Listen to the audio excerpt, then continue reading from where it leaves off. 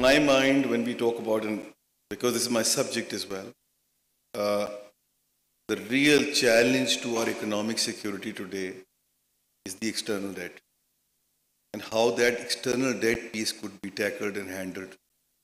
Um, to me, the starting point of handling the domestic debt or the sustainability of international debt and its sustainability rests in trade.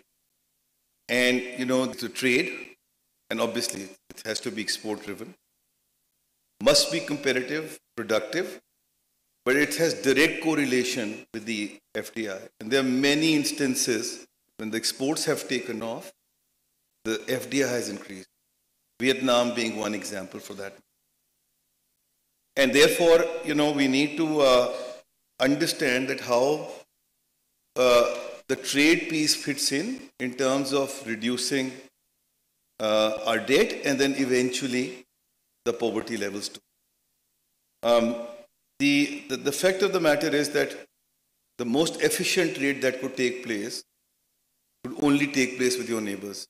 And we have many examples of that. From Latin America, 60% of the trade takes place within Latin America itself. European Union is another example. In our case, we have a very unique situation. We're quite unlucky and lucky in many ways, but when it comes to trade, we're certainly very unlucky. That, almost 1/3 of the population rests in our region, which is the location that we talked about Professor Saab earlier, and Ehsan also kind of alluded to that. But unfortunately, the trade is almost non-existent. And unless you have an efficient trade relationship within your own region, your trade numbers or the export for that matter can't take. Interestingly enough, it's like a chicken and egg situation. The trade is not taking place because of multiple reasons, but the primary reason is the conflict and the security problems. Stockholm Institute of Peace has done a study which says that 1% openness in trade leads to 0.8% reduction in arms conflict within the region. So this will come first. So that one, I would tend to tilt towards the trade piece. But we need to start from the trade because, that should be the center of everything than anything else. World Bank says that, the potential is enormous between Pakistan and the region. 10% increase in trade would lead to 31% increase in the GDP. Important thing is that, and that all leads to obviously the reduction in debt. It's very interesting times. Almost 10 countries have already defaulted in the last 3 years, which is higher than what has happened in the last 2 decades. And there are 60% of the low-income countries which are at the verge of a default. So therefore, it makes the entire proposition of, the trade even more important than it used to be, and especially in the lower-income countries like us. World Bank also says that 1% increase in FDI leads to 0.38% increase in economic growth. South Korea is a classic example in that respect.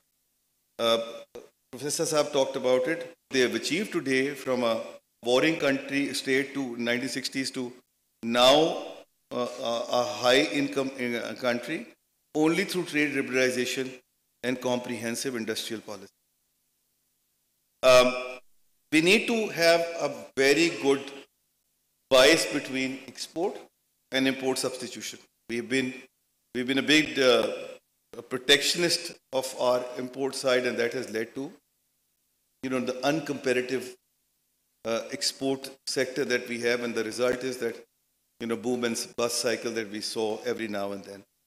China, which has been the biggest protectionist, and even now today is as well, but that liberalization led them to where they are today to achieve this kind of growth that we are talking about. In our case, unfortunately, we have always used imports as a means of meeting our fiscal problems. 48% of our total tax collection is actually import-based, tariffs. 12.7% is our average mean tariff, as opposed to 2.7%, which is in the seven top exporting countries the case. The result is that you have an export which is very narrow. 50% of your exports are in 4 countries alone: EU, China, Afghanistan, and USA. 70% of your exports are in low-tech industries. Textile, which has the 5% share of the entire market, we have 58% of the exports to them. So the ability to increase is also kind of challenged. Our export to GDP is 8.4% in comparison to India, which is 19%, Bangladesh is 15%.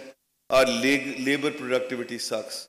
Our labor productivity has increased from 3,200 to 4,500, which is a multiple of 0.5 between 1991 and 2020, as opposed to Vietnam's, which increased 5 in the multiple of 5, from $1,200 to $6,000.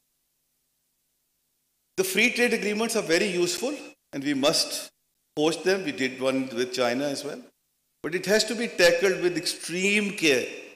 And with the neighboring countries, we have to achieve the free trade agreement, including Afghanistan. But the fact of the matter is it has to be a balanced approach. And not just with the business compulsions alone. Now, as we are saying, for example, I'm coming from Lahore right now, and we know this for sure that this smog has a large contribution of coming from India. So we are all integrated.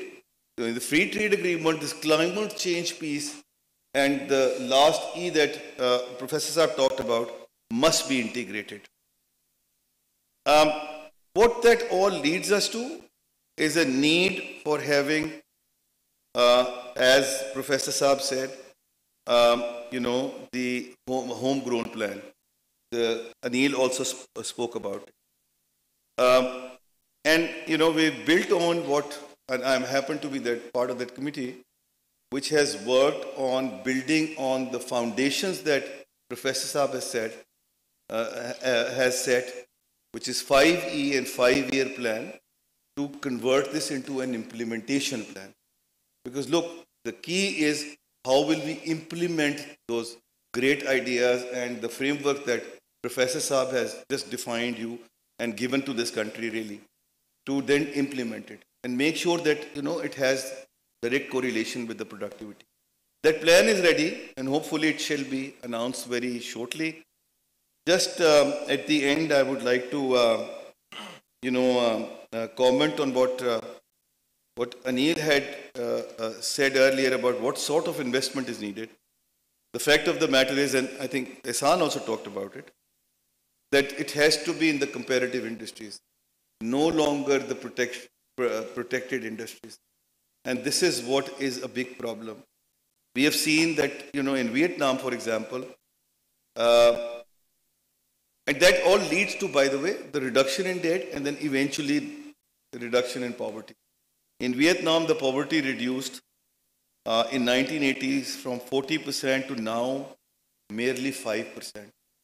So at the end of the day, it's all about our people and their welfare, and that can only be achieved through a comparative trade with our neighbors, leading to reduction in debt, which is a long-drawn process, by the way. It takes 7 to 8 years.